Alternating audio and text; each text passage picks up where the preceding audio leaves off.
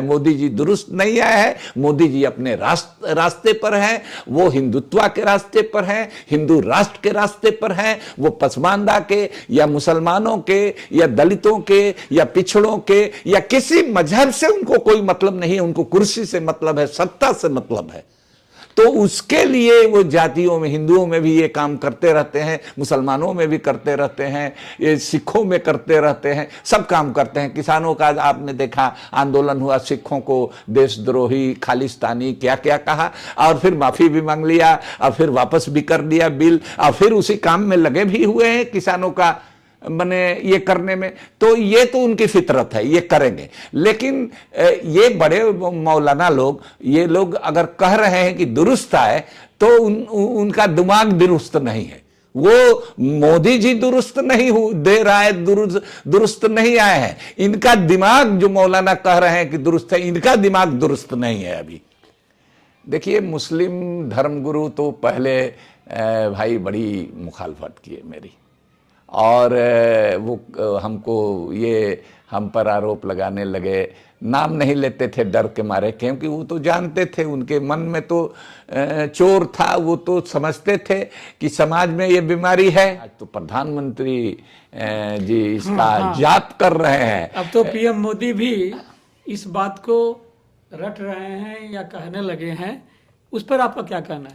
देखिए, उनकी हमने उनको एक लंबा चिट्ठी लिखा है, खत लिखा, और उसमें पहला ओपनिंग लाइन यह है कि आपके मुंह से पसमानदा शब्द सुनकर हमको सुखद आश्चर्य हुआ। अच्छा भी लगा, लेकिन हैरत भी हुई। हैरत इस बात की कि भाई आप नाम ले रहे हैं और नियत आपकी कुछ और है। तो पहला सवाल जो हमारा था कि पसमानदा क्या है, इसका इतिहास क्या है, या क्यों शुरू किया गया? शुक्रिया कृष्ण मोहन जी। हमने ऑल इंडिया पसमानदा मुस्लिम महाज नाम से एक संगठन बनाया पटना में, और उसी में ये हमने अपने संगठन का नाम ये रखा। करीब उस समय बिहार का बंटवारा नहीं हुआ था, उत्तर प्रदेश भी नहीं बटा था, तो बिहार के ही, खास तौर से झारखंड और बिहार के इलाके के कोई 100-150 इंटेलेक्चुअल और सोशल पॉलिटिकल एक्टिविस्ट लोगों को हमने जुटाया था ये संगठन बनाने के लिए। तो उसमें कोई इसके लिए उस समय तैयार नहीं था कि ये कहाँ से आप ये शब्द ला रहे हैं, इसको तो लोग समझेंगे ही नहीं। कोई चलता फिरता नाम होना चाहिए जिसको लोग समझ सकें। तो हमने उनको बताया कि देखिए, पसमानदा का मतलब होता है, ये उर्दू फारसी का शब्द है। पस माने पीछे, और मांदा माने जो थक हार करके बैठ गया। तो यूं ही कोई पीछे नहीं छूट जाता है। इतिहास गवाह है कि लोगों को पीछे ढकेल दिया जाता है। तो वही है पसमानदा, हु लेफ्ट बिहाइंड, अगर अंग्रेजी में कहा जाए तो हु लेफ्ट बिहाइंड, वही पसमानदा है। और ये जाति सूचक शब्द नहीं है और न धर्म सूचक है। न पसमानदा नाम की कोई बिरादरी है और न पसमानदा नाम का कोई धर्म है, न सिर्फ भारत में बल्कि पूरी दुनिया में कहीं नहीं है। तो ये क्या है फिर? ये एक समूह है। कैसे लोगों का समूह है? जो पीछे छूटे हुए हैं, जो दबे कुचले हैं, जो मार्जिनलाइज्ड हैं, जो शोषित हैं, पीड़ित हैं, वैसे लोगों का लोगों की ये एक जमात है, एक समूह है। अगर अंग्रेजी में कहें तो पसमानदा डिनोट्स क्लास, वो कास्ट नहीं है और रिलीजन नहीं है। रिलीजन न्यूट्रल है, कास्ट न्यूट्रल है। तो ये हमने इसलिए ये शब्द दिया कि हम चाहते ये थे कि पॉलिटिक्स को रिलीजन से डीलिंग किया जाए। पॉलिटिक्स अलग चीज है, सियासत अलग चीज है, और राजनीति अलग चीज है। दोनों का घाल मेल बड़ी खतरनाक साबित हुआ है। और तजुर्बा था, बाबरी मस्जिद का डिमोलिशन हुआ था, देश में दंगे हुए थे और ये सब घटनाएं घट चुकी थी। तो उस पृष्ठभूमि में आप समझ लीजिए कि हमारे दिमाग में ये हलचल थी कि राजनीति को ऐसी बात नहीं कि सिर्फ हिंदुओं में कुछ लोग धर्म और राजनीति का घालमेल किए हुए हैं, मुसलमानों में भी ऐसा है। तो हम चाहते थे, या दूसरे धर्मों में भी ऐसा है, तो हम चाहते थे कि राजनीति और धर्म चीज जुदा जुदा हो, अलग अलग हो, दोनों सेपरेट किया जाए। तो इसीलिए किया। दूसरा हमारा ये शब्द देने का मकसद ये था कि एक सभी धर्मों के जो दबे कुचले पिछड़े दलित ये लोग जो हैं, पीछे छूटे हुए लोग हैं, मार्जिनलाइज्ड लोग हैं, उनके बीच एक ऐसा हो कि एक पुल बनाया जाए, एक ब्रिज बनाया जाए। तो पसमानदा, जब हम पसमानदा कहते हैं तो इसका मतलब मुसलमान नहीं है। हम उर्दू में जरूर बोल रहे हैं, फारसी में जरूर बोल रहे हैं, फारसी उर्दू का अल्फाज जरूर है ये, लेकिन पसमानदा हिंदू भी पसमानदा होगा, सिख भी होगा, ईसाई भी होगा, बुद्धिस्ट भी होगा। किसी भी धर्म का आदमी न सिर्फ भारत में बल्कि दुनिया में अगर हम अपनी जुबान में बात करेंगे तो उसको पसमानदा कहेंगे। तो एक धर्म से अलग चीज, तो एक सेकुलर, माने एक तरह से कहिए पंथ निरपेक्ष शब्द है ये। तो हमने चलाया, लेकिन लोगों को बात उस समय समझ में नहीं आ रही थी कि कठिन शब्द है। तो हमको याद है कि आपको बताएं कृष्ण मोहन जी कि हमने कहा था कि अगर हमारे अल्फाज नहीं चलेंगे, हमारे नारे नहीं चलेंगे, हमारी पहचान कैसे अलग होगी, और दूसरी चीज की हमारी सियासत कैसे खड़ी होगी। पहचान की बात हम क्यों कर रहे थे कि अकलियत में, मुसलमान में भी अकलियत में हमारी पहचान हम फेटा गए थे, खिल्त मिल्त जिसको उर्दू में कहते थे, हम फेटा गए थे। तो हम अपनी पहचान की, हम दबे कुचले पिछड़े, हम शोषित दलित पीड़ित मार्जिनलाइज्ड लोग हैं, इसकी हम पहचान करावें देश को कि ये तबका है जिसको, जो ये पीछे जिसको ढकेल करके कर दिया गया है। तो इस मकसद से ये शब्द लाना चाहते थे। तो लोगों ने, चूंकि मीटिंग ही हमने बुलाई थी पटना के एमएलए क्लब में, अब तो वो एमएलए क्लब टूट भी गया, तो दरी पर बैठ करके 100-150 लोग, रांची से लेकर के, चंपारण से लेकर के और कैमूर से लेकर के, तो ये थे बिहार ही के लोग थे उस समय। तो पहले तो हमने बिहार नाम से ये बनाया, पसमानदा मुस्लिम महाज बिहार, लेकिन ये बाद में चल करके एक सम्मेलन करके ऑल इंडिया इसको रूप दिया गया। तो यही है पसमानदा, और पसमानदा शब्द का लफ्जी मायने, वर्ड मीनिंग यही है। और ये धर्मनिरपेक्ष है, जाति निरपेक्ष है, ये एक समूह सूचक, ये एक क्लास है, एक वर्ग है। लेकिन आप दलित मुसलमान शब्द का भी इस्तेमाल कर रहे हैं। मुसलमानों में दलित होता है क्या? जी देखिए, पसमानदा के अंदर ही एक पसमानदा तरीन शब्द है, उर्दू का वो भी शब्द है पसमानदा तरीन। तो ये पसमानदा तरीन है ये दलित। जैसे शूद्राज थे ना, तो अति शूद्रा, पहले देखिए दलित शूद्र में ही आते थे, अति शूद्र में आते थे दलित भी। दलित शब्द बहुत नया नहीं है।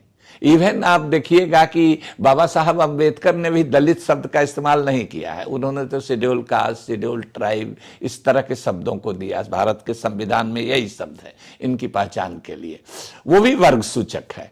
तो हमने, हमारे लोगों को हमने ये कहा कि दलित, जैसे बैकवर्ड हम करते या और दूसरी करते तो वो बात नहीं बनती, अंग्रेजी का भी शब्द हो जाता। जिस तबके में हम काम कर रहे हैं तो उसकी जुबान में हमको बात करने से ज्यादा हम लोगों तक पहुंचा सकते हैं इस बात को। आज देखिए दुनिया भर में हमारा पसमानदा शब्द किस तरह से खिला है। तो ये 98 से लेकर के अभी तक का लगातार ये संगठन के तौर पर या लिटरेचर उसका तैयार कराने के तौर पर इसमें काम किया गया है।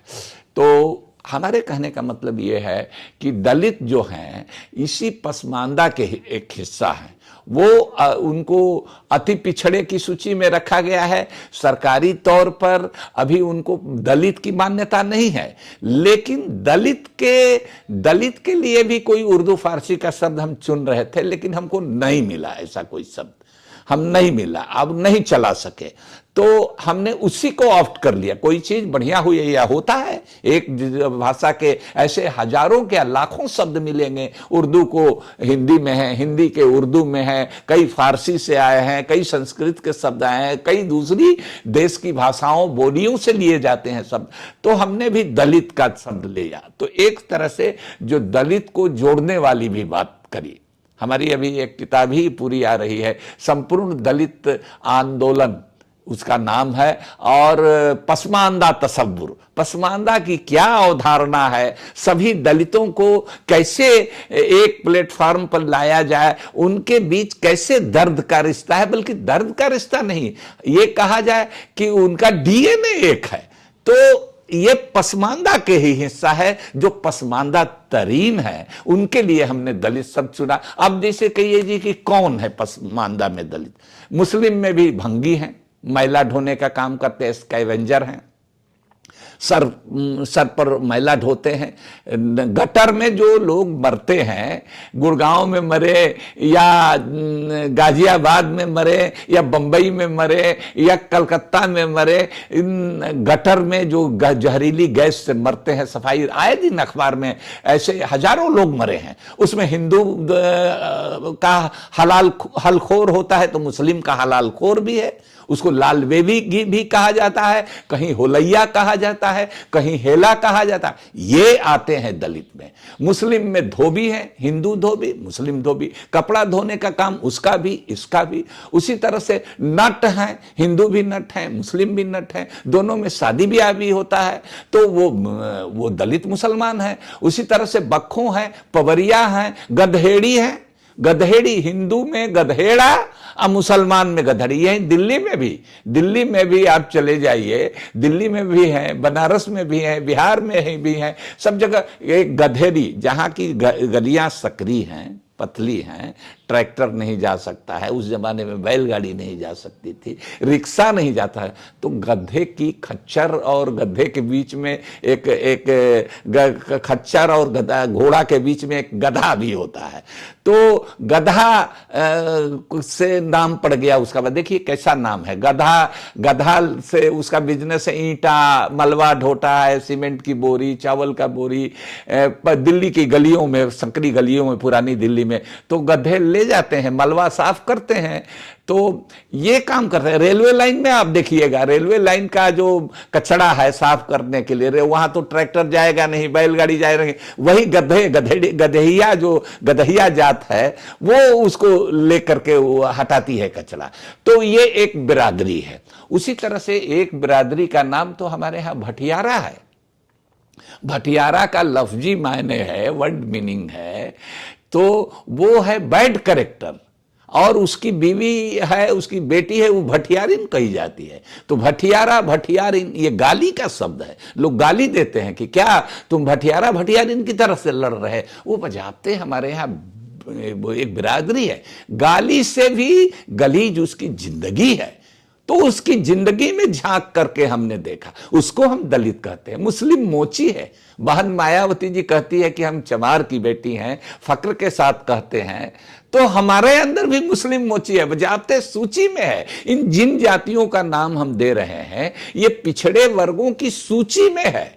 मंडल कमीशन हो, काका कालेलकर कमीशन हो, मुंगेरी लाल कमीशन हो, सब कमीशन में ये जातियां हैं।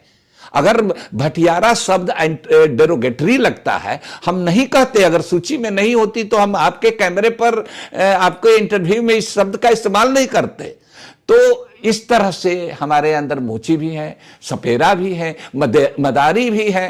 तो एक तरह से समझ लीजिए मोहन जी कि हिंदू समाज में जितनी जातियां हैं, पिछड़ी, दलित, वो सब जातियां हमारे यहां भी हैं। बजाते टाइटल लगाते हैं। हमारे यहाँ गुज्जर भी हैं, हमारे यहाँ जाट भी हैं, हमारे यहाँ ठाकुर क्षत्रिय भी हैं, हमारे यहाँ सब तरह की जातियां हैं, पठान भी हैं। तो हमारे जो सादात हैं वो जो जहां से गया है उस खांचे में जा करके बैठ गया है। तो इस तरह का कास्ट सिस्टम जन्मना वो कर्म से नहीं, जन्म से है। कर्म बदल भी गया, रोजी रोजगार दूसरा भी हो गया, लेकिन उसकी जात, ससुरी जात ऐसी है कि मरने के बाद भी पीछा नहीं छोड़ती है। आपकी पुस्तक है मसवात की जंग, उसमें क्या है, मसवात का क्या मतलब है? देखिए, मसावात ये अरेबिक शब्द है। इस्लाम जो है मजहब, जो है धर्म है, अगर वो इस्लाम मजहब की रीढ़ की हड्डी का नाम मसावात है। अगर मसावात को निकाल दीजिए तो इस्लाम अलग कोई चीज नहीं बच पाती है। तो मसावात माने बराबरी, मसावात की जंग का अगर हम तर्जुमा करेंगे अंग्रेजी में तो बैटल फॉर इक्वालिटी होगा, मसावात के लिए बल। तो जो मसावात हमारे मजहब में है, हमारे कुरान में है, हमारे नबी पैगंबर, आखिरी पैगंबर की जिंदगी में है, उनकी हदीसों में, उनकी हिदायतों में है, उनके जीवन में है, वो हमारे समाज में नहीं है। तो उसको स्थापित करने के लिए फिर से हम इसकी लड़ाई लड़ रहे हैं कि भाई यहां तो कोई बड़ा छोटा वसूलन सिद्धांत रूप में इस्लाम में तो कोई बड़ा छोटा नहीं है, जैसे हिंदू धर्म में एक वर्ण व्यवस्था है। लेकिन यहां तो इस्लाम के फलसफा में, इस्लाम के मैथोलॉजी में ये चीजें नहीं है। लेकिन उसका फलसफा, उसकी मैथोलॉजी, वो धर्म अलग है लेकिन समाज अलग है। समाज में ये तमाम गैर बराबरी है, तमाम छुआछूत है, और ये कोई अननेचुरल नहीं है। ये इंसानी फितरत है, इंसान की ये कमजोरी है। हर समाज में, हर मुल्क में किसी न किसी रूप में, परिवार में इवन हो जाता है, इस तरह की ऊंच नीच की बात हो जाती है, समाज में है। तो इसकी सफाई करनी होती है। इस्लाम मुआसरा, उसमें इस्लाम के अंदर कहा गया है इस्लाम मुआसरा करो, माने समाज सुधार करो। जैसे घर में शीशे का भी घर हो या किसी तरह का घर हो, बंद भी हो, तो उसमें कचरा आ जाता है, गर्दा आ जाता है, झोल लग जाता है। साल दर साल उसको पेंटिंग, डेंटिंग, झाड़ू पोछा तो रोज करना पड़ता है। तो हर समाज के अंदर में ये ऐसी चीज है, जात पात, छुआछूत, ऊंच नीच के आधार पर भेदभाव, गरीबी अमीरी के नाम पर भेदभाव, रंग के नाम पर, वर्ण क्या है, रंग, कलर। गोरा है तो काले से अपने को सुपीरियर समझता है। तो इसके सफाई के लिए समाज सुधार आंदोलन चलना चाहिए। ये काम हमारे उलमाए दीन का था।